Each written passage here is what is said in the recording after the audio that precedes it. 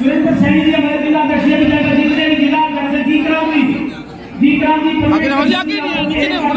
धन्यवाद प्रवीण जी अपने साथियों के साथ बहुत धन्यवाद जी।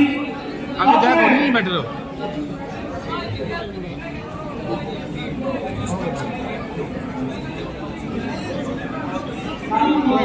सर, थोड़ा आगे थोड़ा प्लीज आगे है ना, एक फोटो कर लें प्लीज।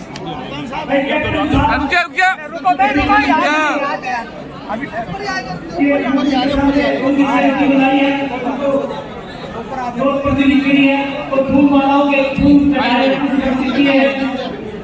उनके साथ हमारे प्रदेश के युवा नेता रमेश सैनी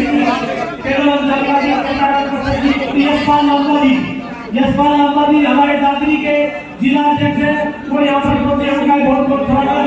लाल सिंह यादव जी हमारे राष्ट्रीय कोऑर्डिनेटर है, यादव जी हमारे राष्ट्रीय कोऑर्डिनेटर है, इनका भी यहाँ पहुंचने पर बहुत बहुत धन्यवाद है।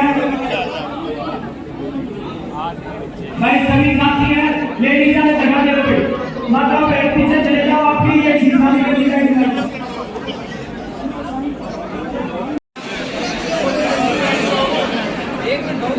रमेश सैनी जी करताराम जी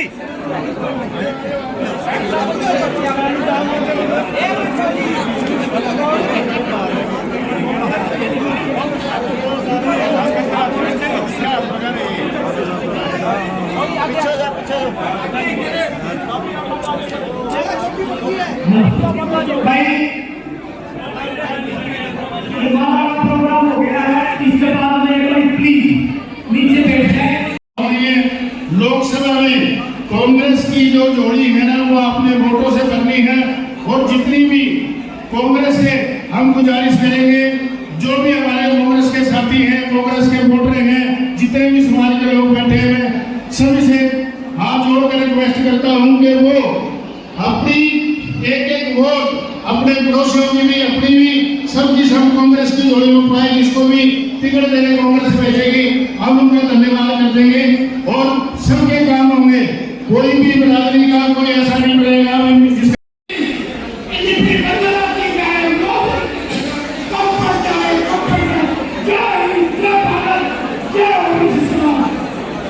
धन्यवाद।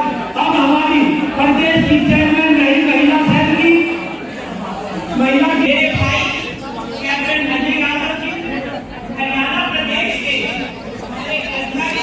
ओबीसी सेल के भाई रमेश सैनी जी, और कार्यकारी अध्यक्ष करताराम जी, केजरीवाल जी,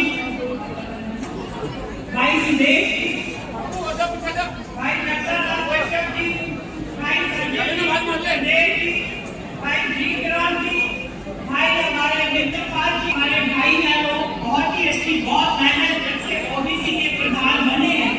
उन्होंने हरियाणा के अंदर, तो मुझे मालूम है कि हरियाणा के अंदर किस प्रकार से वो कांग्रेस ओबीसी सेल के अंदर जान दे, और हमारे यहाँ करनाल के जो हमारे अध्यक्ष हैं, हमारे दोनों भाई मित्रपाल जी और सागर चंदेल जी, और भाई चंद्रपाल जी जो कि हैं, ये सभी बहुत ज्यादा मेहनत करते हैं पार्टी के लिए, जो है ज्यादा से ज्यादा लोगों को पार्टी से जोड़ते हैं। मैं ज्यादा समय नहीं लूंगी, क्योंकि काफी समय से आप लोग बैठे, मैं फिर से जो बाहर से आए मेरे भाई हैं, मैं आप लोग सबका यहाँ पर स्वागत करती हूँ, और भाइयों का जिन्होंने आज ये कार्यक्रम इतना अच्छा आज सक्सेसफुल कार्यक्रम किया, उनको मैं बहुत बहुत शुभकामनाएं और बधाई देती हूँ। और भाई आने वाला समय कांग्रेस पार्टी का, हर कोई आज बीजेपी से परेशान है, तो आप सब ज्यादा से ज्यादा लोगों को अपनी पार्टी के साथ जोड़ो, पार्टी का उनको बताओ कि किस प्रकार से भाजपा जो है वो हर वर्ग, चाहे किसान है, व्यापारी है, मजदूर है, महिलाएं हैं, महंगाई से, भ्रष्टाचार से, और इनका जो पोर्टल सिस्टम है, इनकी जो पीपीपी है, उन सबसे परेशान है भाई। और मेरी कुछ बहनें हैं, लड़की संतोष है, मेरे भाई सुनहरा है, और सभी नीलू दुआ है, ये डॉक्टर साहब हमारे खड़े हैं, सबका यहाँ पर स्वागत है। सुरेश पांचाल जी जो कार्यकारी जिला अध्यक्ष हैं पंचकुला के, और बहुत ही सम्मानित स्टेज का संचालन कर रहे मेरे भाई सुदेश यादव जी और राजीव सैन जी और मेरे बहुत ही सम्मानित स्टेज पर विराजमान सभी मेरे पिता तुल्य बुजुर्गों, नौजवान साथियों, मेरी मातृशक्ति। सुखबीर सैनी जी जो हमारे और जमीर मलिक जी जो हमारे राष्ट्रीय कोऑर्डिनेटर हैं, रमेश सैनी जी जो हमारे प्रदेश के पिछड़ा वर्ग के अध्यक्ष हैं, और यहाँ पर उपस्थित हमारे कत्ताराम जी वर्किंग प्रेसिडेंट, तेलूराम जी वर्किंग प्रेसिडेंट, नरेश जोगी जी, सुरेश संचार जी, राजीव सैन जी, सुदेश यादव जी, भाई रिजपाल जी, भाई दयाराम यादव जी, भाई हमारे जीतराम कश्यप जी, सुशील कश्यप जी, प्रवीण कश्यप, अजय चंदेल जी अध्यक्ष, संजय चंदेल, जिन्होंने आज का यहाँ भव्य प्रोग्राम कत्ताराम जी ने और चंदेल जी ने किया है, दिनेश सैन जी, अमनदीप धीमान जी, अशोक यादव जी, भाई लाल सिंह यादव, प्रवीण यादव, सनी और भाई हमारे हनुमान वर्मा, जमीर लोकीराम जी, केडी भाई रोहतक से, महाराज जी जो अध्यक्ष हैं, यशपाल मित्रपाल पंचाल जी, डीएम सैनिक जो हिसाब से हमारे जिले के अध्यक्ष हैं, अजीत यादव जी, सुभाष नावल जी, को राजा अंसारी जी, और जितने भी हमारे यहाँ साथी आए हुए हैं, हनुमान वर्मा जी भी आए हैं, और भाई सुखबीर सैनी जी आए हुए हैं। देखिए आज जो है ये जो कार्यक्रम है, इसके लिए मैं जो हमारे आयोजक हैं, भाई हमारे कत्ताराम जी और भाई हमारे जो जीतराम जी और सुशील संजय चंदेल जी, उनको बहुत बधाई देता हूँ। आज से पहले पिछड़ा वर्ग की जो एकता है वो तभी हो सकती है। देखिए देश के अंदर दो ही बातें हैं, एक तो वोट की जोड़ और एक संख्या की बात। तो आप लोगों को यहाँ पर इतनी भारी मात्रा में जो आप बैठे हैं, मैं आपसे केवल 10 मिनट लूंगा, ज्यादा समय नहीं लूंगा। अब काफी देर से बैठे हुए हैं। आप जानते हैं कि राहुल गांधी जी ने भारत जोड़ो यात्रा की थी, और पूरे देश के अंदर नहीं बल्कि पूरे विश्व के अंदर 4000 किलोमीटर चलना कोई छोटी बात नहीं है। कन्याकुमारी से लेकर और आपके श्रीनगर तक यात्रा की, हमारे बुजुर्ग हो, बहन हो, माता हो, सबने उनका दिल खोल के स्वागत किया। और उन्होंने जो नफरत की दुकान जो भाजपा ने खोली हुई है, जो हिंदू मुसलमान की बात करते हैं, नफरत की बात करते हैं, उसके अंदर मोहब्बत की दुकान खोलने का काम किया। और मैं समझता हूं कि उनकी वजह से आज देश के अंदर एक आवाज आ रही है कि कांग्रेस पार्टी एक ऐसी पार्टी है जिसने देश को आजादी दिलाई। और आज का दिन जो है वो बहुत ही महत्वपूर्ण है कि हमारे बीपी मंडल जी, जिनका जन्म जो है 25 अगस्त 1918 को हुआ, और वो मैजिस्ट्रेट रहे 1945 से लेकर 1968 तक। उनने जो 27% जो आपको आरक्षण मिल रहा है, उसके सूत्रधार हैं कोई तो बीपी मंडल है। आज 27% का जो आरक्षण पूरे देश में लागू करने की बात करी, उन्होंने 1980 में उन्हें अपनी रिपोर्ट सौंप दी थी। और आपको बड़ा दुख हुआ कि 1980 में रिपोर्ट उन्होंने सबमिट करी और 1982 में उनका ध्यान हो गया। यदि कि वो अपनी रिपोर्ट को लागू करने तक भी जिंदा नहीं रहे। ऐसी महान शख्सियत का आज जो है आज जयंती है। सबसे पहले उनको मैं नमन करता हूं, और साथ साथ मैं कहना चाहता हूं कि मंडल कमीशन की घोषणा वीपी सिंह ने की थी, इसमें कोई दो राय नहीं है। और उनकी सरकार गिनाने वाले भी भाजपा के लोग थे, और मंडल आयोग की जो है सिफारिशें वो लागू नहीं हो पाई। वो लागू करी 1993 में किसने करी? नरसिम्हा राव जी ने। वजह से आज हमें 1993 में ये मंडल कमीशन की रिपोर्ट जो है वो लागू करी। उन्होंने वो मुख्यमंत्री भी रहे हमारे विधिमंडल साहब। और आपको बताना चाहूंगा कि 2006 के अंदर जो उच्च शिक्षा है उसके अंदर अर्जुन सिंह जी ने कांग्रेस का नाम रहा जब मंडल कमीशन की जो है घोषणा निर्भीक बनकर लागू किया गया और 2006 में लागू किया गया। मेरा ये कहना है कि आज देश के अंदर एक जो पिछड़ा वर्ग है चाहे अगले वर्ग हो, आज सबसे महत्वपूर्ण चीज है जातीय जनगणना। अगर जातीय जनगणना नहीं होगी, कास्ट सेंसस नहीं होगा, तो हम जो सबसे पिछड़े वर्ग के लोग हैं जिसको आप PCA कहते हैं या जो हमारे शेड्यूल कास्ट में जो सबसे पिछड़े वर्ग के लोग हैं जैसे धोबी है, नाई है, तेली है, जिन लोगों को जो सबसे पिछड़ा वर्ग के लोग हैं उनको जो सुविधाएं मिलनी चाहिए वो मिल नहीं पा रही है क्योंकि हमारे पास डाटा नहीं है। तो जातीय जनगणना करवाना हमारी प्रथम प्राथमिकता होगी। और राहुल गांधी जी ने एक बात कह दी है कि अगर 2024 में आप लोगों ने लोकसभा में हमारी कांग्रेस की सरकार आती है पार्लियामेंट में, तो जातीय जनगणना भी हम लागू करेंगे। जिससे हमारे जो गरीब हैं, जो राजनीतिक तौर पर गरीब हैं, जो सामाजिक तौर पर गरीब हैं, जो आर्थिक तौर पर गरीब हैं, उनके लिए अलग अलग बातें बन सके। हमारे पिछड़ा वर्ग के लोग और जो भी हमारे जंतर मंतर हमारे पिछड़ा वर्ग के लोग हरियाणा के मर्यादा करेंगे और लोगों में जाकर जागरूकता पैदा करेंगे। जब तक हमारा पिछड़ा वर्ग, जब तक हम अलग अलग समुदाय में बदलते रहेंगे, जब तक हर समाज ये नहीं देखेगा चाहे कश्यप को टिकट मिले, चाहे कंबोज को टिकट मिले, चाहे गुजर को टिकट मिले, चाहे सैन को टिकट मिले, चाहे आपके खाती समाज, जाति समाज के मिले, चाहे प्रजापति समाज के मिले, चाहे पंचाल समाज के मिले, सब मिलकर एक होकर किसी पिछड़े वर्ग के लोगों को टिकट मिलती है तो एक ही होकर उसको कामयाब होना मेरे आप लोगों को मिलती है।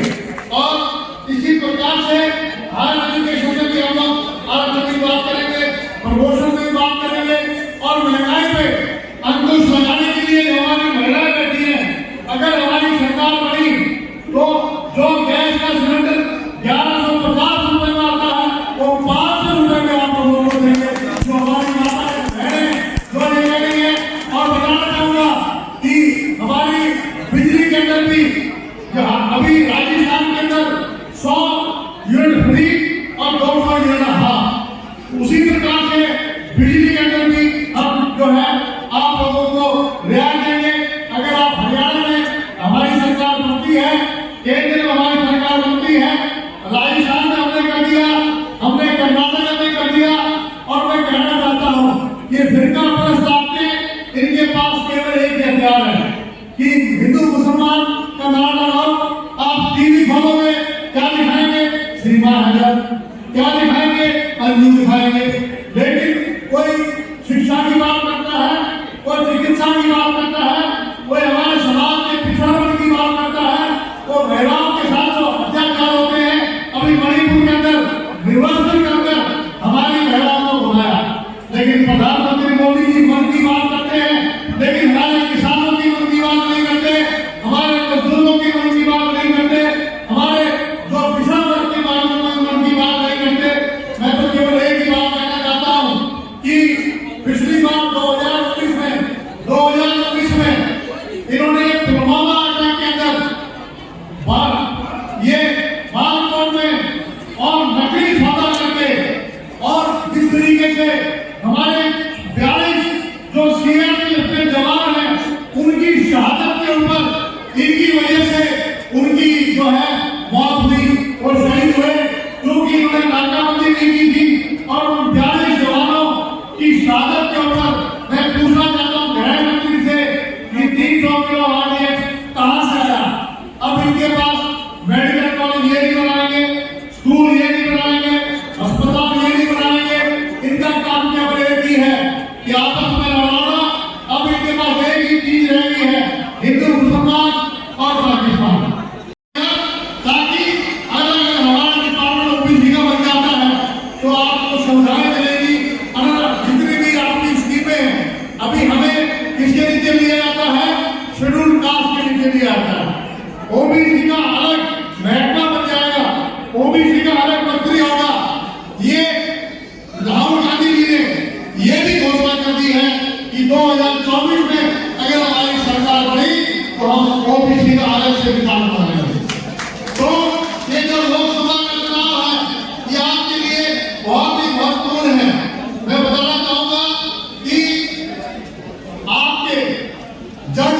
हाई कोर्ट में, सुप्रीम कोर्ट में उनकी संख्या कितनी? बिल्कुल कम।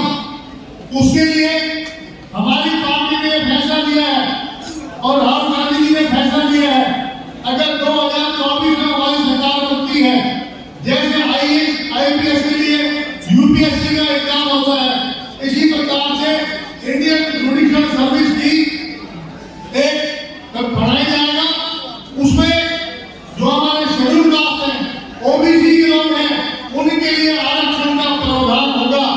हमारे बेटे हाई कोर्ट की जज बनेंगे, हमारे बेटियां हाई कोर्ट की जज बनेगी, हमारी बेटियां सुप्रीम कोर्ट की जज बनेगी। इससे बड़े के बाद वो क्या हो सकती है? इसी प्रकार से जो 33% आरक्षण महिलाओं के लिए, बहुत सारी हमारी महिलाएं हुई, आपके पंचायती राज के अंदर 50% आरक्षण महिलाओं के लिए कर रखा है, लेकिन लोकसभा और विधानसभा के अंदर जो आरक्षण है वो हमें नहीं मिलता है। तो हमारी जो महिलाएं हैं उनको भी अगर 2024 में सरकार बनेगी, जो 33% आरक्षण है उसमें हमारी पिछड़ा वर्ग की महिलाएं, हमारी शेड्यूल कास्ट की महिलाएं, हमारी माइनॉरिटी की महिलाएं, वो भी विधायक और लोकसभा की सीटें रिजर्व होगी। ये 2024 में अगर आप सरकार बनाएंगे, अगर आप अपने भाजपा ने केवल एक काम किया है, फ्री के लिए लागू कर दिया, कितना कर दिया? 6 लाख रुपए, और 6 लाख रुपए में आपकी तनख्वाह भी डाल दी, आपकी कृषि की आमदनी भी डाल दी। 6 लाख में एक चपरासी का बच्चा भी नहीं लगता। मेरी मुख्यमंत्री मनोहर खट्टर जी से ये विनती है, या तो इसको लागू कर लें, वरना पिछड़ा वर्ग जो है इस 6 लाख की लिमिट को आप 20 लाख की लिमिट करें, वरना हमारा जो पिछड़ा वर्ग है, हम जो है किसी प्रकार की तरीके से आंदोलन करेंगे और इस सरकार की चूल की जो है सरकार को हिला देंगे, इसकी चूल हिला देंगे अगर हमारे पिछड़ा वर्ग के लोगों के साथ अन्याय किया। आप जानते हैं कि हमारे पिछड़ा वर्ग के लोगों ने ये भी फैसला किया है कि 2 अक्टूबर से बीपी बिंदेश्वरी मंडल जो पूर्व मुख्यमंत्री रहे और मैजिस्ट्रेट भी रहे, उनका आज जयंती है। उसके उपलक्ष्य में उन्होंने मंडल कमीशन की जो रिपोर्ट है वो 1980 में सौंप दी थी और 1984 में इंदिरा गांधी जी 1982 में इंदिरा गांधी जी ने इसको पेश किया। और ये जो आयोग है ये मोरारजी देसाई जी ने 1979 के अंदर ये गठित किया था और ये जो रिपोर्ट है इसकी घोषणा वीपी सिंह जी ने 1989 में की थी, लेकिन भाजपा जैसी फिरका प्रस्तावक जो पिछड़ा वर्ग के दुश्मन है उन्होंने सरकार गिरा दी उनकी। और 1993 के अंदर जब नरसिम्हा राव जी के जो हमारी कांग्रेस की सरकार केंद्र में थी तो 27% आरक्षण को लागू किया। उसी प्रकार से जो 2006 के अंदर अर्जुन सिंह जी ने जो हमारा पिछड़ा वर्ग की आयोग की जो हायर एजुकेशन में मेडिकल के अंदर, इंजीनियरिंग के अंदर, उसमें जो है आरक्षण का प्रावधान किया। आज भी जो है पंचायती राज में हमें 8% आरक्षण दिया जा रहा है कोई भी BCA के लोगों को। आज जो है कांग्रेस का एक ही जो अभी पिछले दिनों भारत जोड़ो यात्रा हुई जिसमें राहुल गांधी जी ने यात्रा करी, उनको पिछड़ों वर्ग के साथ उनके साथ जो भेदभाव हो रहा है, जो उनके साथ, तो उनका ये मानना है कि जाति जनगणना से केवल पिछड़ा वर्ग की बात नहीं है, जो स्वर्ण जाति में भी जो पिछड़ा वर्ग के लोग हैं, जो बहुत ही गरीब लोग हैं, पिछड़ा वर्ग के अंदर जो वंचित समाज के लोग हैं, शेड्यूल कास्ट में जो वंचित समाज के लोग हैं, राजनीतिक और शैक्षणिक और आर्थिक रूप से जो कमज़ोर लोग हैं, उसका डाटा अगर हमें मिल जाएगा तो उनके लिए अलग से हम जो है योजनाएं बनाएंगे। इसलिए 2024 में अगर हमारी सरकार बनती है तो राहुल गांधी जी ने और खड़गे जी ने जो हमारे प्रधान हैं उन्होंने घोषणा करी है, मल्लिकार्जुन खड़गे जी ने, कि 2024 में हम कास्ट सेंसस करवाएंगे। दूसरी बात ये OBC का अलग डिपार्टमेंट बनेगा। महिलाओं के आरक्षण के अंदर भी जो हमारी पिछड़ा वर्ग की महिलाएं हैं, शेड्यूल कास्ट की महिलाएं हैं, SC की महिलाएं, माइनॉरिटी की महिलाएं, उनको भी जगह दी जाएगी। इसी प्रकार से हमारा जो है जितने भी क्रीमी लेयर है, क्रीमी लेयर से जितना नुकसान पिछड़ा वर्ग को हो रहा है, 6 लाख हरियाणा में कर रखा है, उसमें आपकी नौकरी की भी आमदनी जोड़ दी, कृषि की जोड़ दिया। 6 लाख में चपरासी के बच्चे को भी आरक्षण नहीं मिलता। केंद्र में 8 लाख है, हमारे यहाँ 6 लाख है। यानी कि मनोहर लाल खट्टर जी जो हैं, उनकी जो नीतियां हैं वो पिछड़ा वर्ग के विरोध में है। आज जो ये सम्मेलन हुआ था उसका उद्देश्य केवल एक था कि पिछड़ा वर्ग की जो ताकत है उसको हम मजबूत करें, उनकी एकता हम दिखाएं। और आज जो है करनाल के अंदर जो हमारे चंदेल साहब थे और हमारे करताराम जी थे और सुशील जी और जीत राम जी और हमारे सैनी साहब जो हमारे रमेश सैनी जी और तेलूराम जांगड़ा जी, करताराम जी, हम सब ने मिलकर, पूरी टीम ने, पूरे हरियाणा से लोग आए थे। कहीं से कम आए, कहीं से 10 गाड़ियाँ आई। ले देखिए, हमारे पिछड़े वर्ग के लोग हैं, उनके पास ऐसे साधन तो नहीं है, लेकिन हमारे लोगों के अंदर दिल बड़ा है। और मैं समझता हूँ आज जो ये इन्होंने अपनी ताकत दिखाई है, तो सरकार को भी समझ लेना चाहिए, हर पार्टी को समझ लेना चाहिए।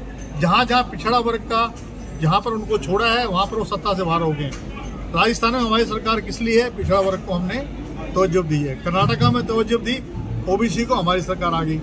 आपकी जो है राजस्थान में आप देख लीजिए, मध्य प्रदेश में भी हमारी सरकार बनी थी, इन्होंने तोड़ दी। छत्तीसगढ़ में हमारी सरकार पिछड़ा वर्ग की है, वहाँ पर जो है पिछड़ा वर्ग के मुख्यमंत्री हैं। जब तक जो भी सरकार पिछड़ा वर्ग की अनदेखी करेगा वो सत्ता में नहीं आ सकता। राष्ट्रीय लेवल पर क्या कुछ किया जा रहा है? नेशनल लेवल पर क्या कुछ किया जा रहा है? मैंने आपको बताया, नेशनल लेवल पर कास्ट सेंसस को लागू करेंगे, OBC का अलग डिपार्टमेंट बनाने की बात है, जो हमारी अगर सरकार केंद्र बनती है। महिलाओं को 33% में आरक्षण देने की बात है, OBC का अलग डिपार्टमेंट बनाने की बात है। हायर एजुकेशन के अंदर, प्रमोशन के अंदर, इन सब में जो है हम लोग करेंगे। और क्रीमी लेयर है, कम से कम 20 लाख हम करेंगे। OBC मोर्चा अगर एक तरफ लगता है, 48% आबादी बताई जा रही है, तो क्या आप मुख्यमंत्री पद के दावेदार हैं? देखिए, मुख्यमंत्री का दावेदार कौन है होता है? जिसको हाईकमान बनाती है। ना तो मैं मुख्यमंत्री का दावेदार हूँ, ना मैं असेंबली का चुनाव लड़ रहा हूँ। पिछड़ा वर्ग का कोई बनता है, मुझे खुशी होगी, लेकिन इसका जो फैसला है वो करेगी हाईकमान। जो MLA चुने जाते हैं वो डिसाइड करते हैं, लेकिन पिछड़ा वर्ग के सहयोग के बगैर कोई मुख्यमंत्री नहीं बन सकता हरियाणा का। कोई भी जो है उसको पिछड़ा वर्ग का साथ लेना पड़ेगा।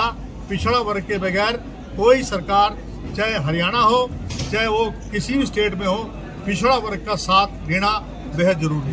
चुनावों के दौरान, क्योंकि कांग्रेस पार्टी की बात की जाए तो महंगाई का एक मुद्दा था, एक गाना भी चलाया था, तब सिलेंडर 450 था, लेकिन आज सिलेंडर 1150 है। हमने ये फैसला किया है कि अगर हमारी सरकार बनती है हरियाणा के अंदर, तो 500 रुपये का गैस का सिलेंडर हम करेंगे। महंगाई पे टमाटर का भाव 250 रुपये किलो हो गया है, तो जैसे आपके गरीब आदमी हैं उनको राशन की बात करेंगे, देने की बात करेंगे। और बिजली के अंदर हम, जैसे आपके राजस्थान में 100 यूनिट फ्री है और 200 यूनिट हाफ है, उसी तरीके से कर्नाटका के अंदर जो है 1500 रुपये महिलाओं को दे रहे हैं। तो हम महंगाई को कम करने के लिए भी जो है हम कदम उठाएंगे, चाहे हमें बेरोजगार भत्ता देने की बात हो, चाहे हमारे किसानों के लिए जो न्यूनतम मूल्य है वो देने की बात है। मजदूरों को जो है आपके छत्तीसगढ़ के अंदर 7,000 रुपये देते हैं। तो इस तरीके से कांग्रेस सरकार जो है, जो वंचित समाज के लोग हैं, पिछड़ा वर्ग के, शेड्यूल कास्ट के, माइनॉरिटी के, इवन जो EWS के अंदर जो कमजोर वर्ग के लोग हैं, वो कास्ट सेंसस से पता लगेगा कौन गरीब है कौन अमीर है। चुनावों के दौरान राहुल गांधी जी ने फ्लाइंग किस जो ये आरोप लगा रहे हैं, जो स्मृति ईरानी ने आरोप लगाया है, वो आरोप निराधार है। उनका मुंह जब वो बात कर रहे थे स्पीकर की तरफ था। अब स्मृति ईरानी को पता नहीं सपने आते हैं। जब गैस का सिलेंडर जब 470 रुपए का था तो धरना में बैठी थी, और बृजभूषण जैसा जो दरिंदा उनके पीछे बैठा हुआ था। जब मणिपुर के बारे में बात हो रही थी, मणिपुर के बारे में 2 शब्द नहीं बोले। यहाँ महिलाओं के साथ जो हमारी महिला पहलवान हैं, उनके साथ जो है उनका शोषण किया जा रहा है, बृजभूषण पर उस बारे में बोली नहीं। तो वो उनकी तो माया अलग है। तो आप जानते हैं किस प्रकार की महिला है, उनके बात पे कोई तवज्जो देने की जरूरत नहीं है। चुनावों के दौरान तो याद किया जाता है, चुनावों के दौरान तो ओबीसी मोर्चा को साथ लेकर चलने की बात की जाती है, लेकिन बाद में देखकर अनदेखा कर दिया जाता है। मैं 25 फरवरी 2022 को आप जानते हैं कि मेरे को एक काम मिला 2022 में, पूरे देश का मैं भ्रमण कर चुका हूँ पिछड़ा वर्ग को संगठित करने के लिए, उनको ताकत देने के लिए, ताकि असेंबली में ज़्यादा सीटें बने, लोकसभा में ज़्यादा सीटें बने। केवल हरियाणा में नहीं, पूरे देश के लिए हम लड़ाई लड़ेंगे।